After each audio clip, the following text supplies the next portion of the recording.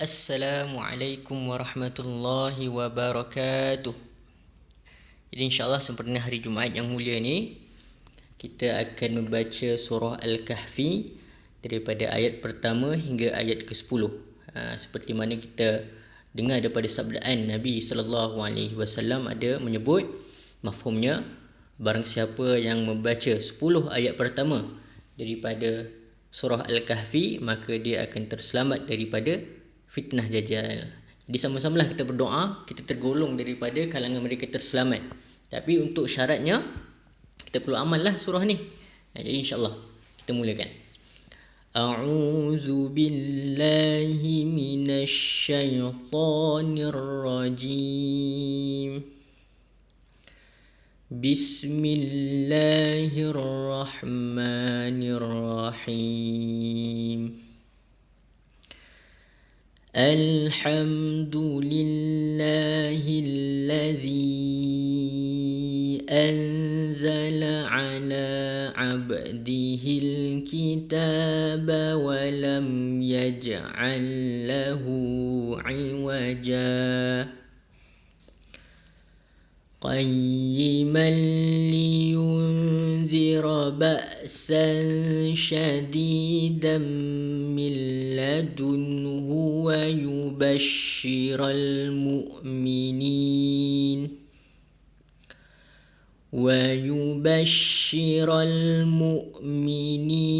الذين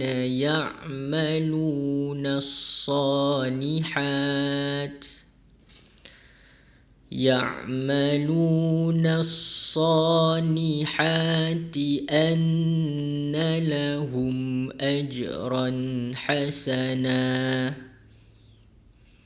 ماكثين فيه أبدا وينذر الذين قالوا اتخذ الله ولدا.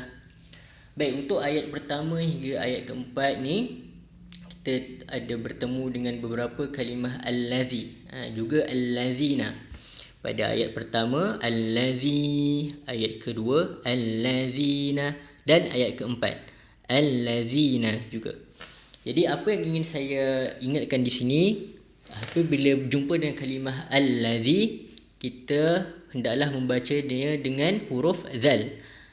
Kadang-kadang kita terlepas pandang, kita membaca kalimah allazi ni dengan huruf apa? Huruf zai. Sedangkan dua huruf tu berbeza makhraj dia. Untuk huruf zal, makhraj dia kita perlu keluarkan hujung lidah, keluarkan sedikit hujung lidah kita hingga berada di antara dua gigi. Sedangkan huruf zai, kita menyebutnya dengan biasa zazizu, lidah berada di bawah dan ditekankan di gigi bawah. Jadi bila baca allazi, pastikan kita baca dengan huruf zal, allazi, bukan huruf zai, allazi. Berbeza dua-dua tu. Jadi kita lanjutkan bacaan kita seterusnya. Ma lahum bihi min ilmin wala ni abaihim. Di sini pula li abaihim. Okey, untuk membaca sesuatu huruf yang berbaris bawah, kita perlu tarik mulut kita. Bila kita tarik mulut kita, dia nampak macam senyum tu. Kalau kita tak tarik mulut kita dengan baik, maka bacaan huruf yang berbaris bawah akan tidak berbunyi dengan baik. Misalnya dia akan jadi macam ni. Wala li abaihim. Dengar? Li abaihim. Dia tak tarik mulut dia. Jadi bacaan ihim dia jadi serong sedikit. Bunyi dia berbanding bunyi dia sepatutnya him, dia jadi him. Li abaihim. Jadi bila kita jumpa mana-mana huruf berbaris bawah, pastikan kita tarik mulut kita dengan betul agar bunyi bacaan baris bawah huruf tersebut berbunyi dengan betul, dengan baik. Okay, seterusnya kita baca lagi. Kaburat kalimatan takhruju min afwahihim. Sama juga baris bawah afwahihim. Juga kalau kita baca Al-Fatihah misalnya, Alhamdulillahi Rabbil Alamin. Juga perlu dengan baris bawah, tarik mulut dengan baik. Alamin. Kalau tidak dia akan jadi Alamin. Dia akan serong sedikit. Okey, lanjutkan bacaan kita. Yaquluna inna kadhiba فلعلك باخع نفسك على آثارهم إن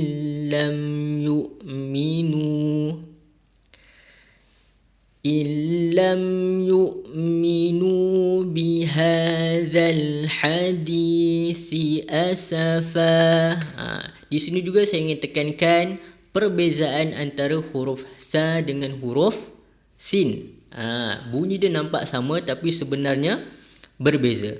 Huruf sa seperti mana huruf zal, makhraj dia, lidah kita, hujung lidah kita perlu dikeluarkan sedikit hingga berada di antara dua gigi. Jadi bacaan dia akan jadi sa si su. Berbanding dengan huruf sin, sa si su, berbeza. Huruf sin seperti mana huruf zai, makhraj dia, lidah berada di bawah, ditekankan di gigi bawah. Jadi perbezaan antara huruf sa dengan huruf sin ni kita perlu perhatikan agar kita tak tersalah baca. Jadi bacaan di sini adalah bihadzal hadisi asafa. Berbeza huruf sa dengan huruf sin tu. Okey, kita lanjutkan bacaan kita lagi. Inna ja'alna ma 'alal ardi zinatan laha linabluwahum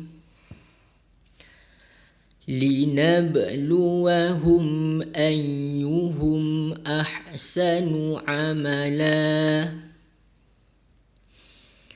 wa inna laja'iluna ma 'alayha sa'idan juruza.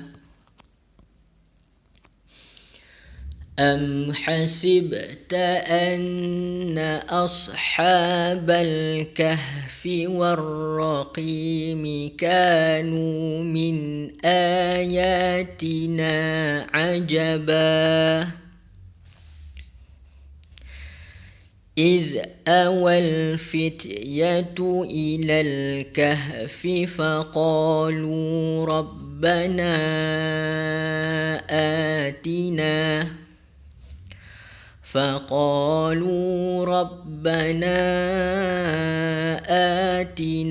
من لدنك رحمة. Apabila rahmah ta marbutah sepatutnya rahmatan, tapi bila kita wakafkan ta marbutah itu akan menjadi ha bulat. Dan kita perlu hati-hati di sini, kadang-kadang saya mendengar ada orang membacanya secara panjang. Contohnya Rabbana atina min ladunka rahmah. Dia tidak membaca dengan panjang sebab dia tak ada alif kat situ. Jadi bacaan dia rahmah, macam tu saja. Okay, kita lanjutkan. Wa hayyi lana min amrina rasyada. Sadaqallahul azim. Baik, itu bacaan kita surah Al-Kahfi daripada ayat 1 hingga ayat 10. Jadi untuk latihan, cuba kita cari hukum ikhfa hakiki. Okey, hukum ikhfa hakiki. Okey, hukum ikhfa hakiki adalah apabila nun mati atau tanwin bertemu dengan huruf 15 huruf selain hukum-hukum nun mati yang lain. Jadi bacaan ikhfa hakiki seperti mana kita tahu, ikhfa adalah maksud dia samar ataupun bacaan nun mati yang disembunyikan. Berbeza dengan izhar, bacaan dia adalah jelas. Jadi apa perbezaan antara jelas dengan samar? Apabila jelas, nun mati kita baca dengan makhraj yang tepat, di mana hujung lidah kita letakkan di mana? Di langit belah hadapan. An, in, un. Tapi apabila kita samarkan bacaan nun mati, maka makhraj dia kita tidak baca dengan tepat.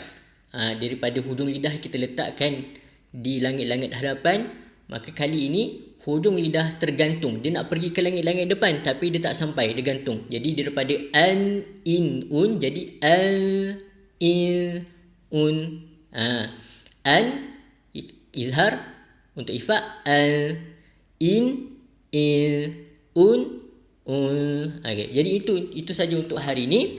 Cuba cari latihan, cari ifa hakiki daripada dalam ayat yang dah kita baca tadi. Wallahu alam. Assalamualaikum.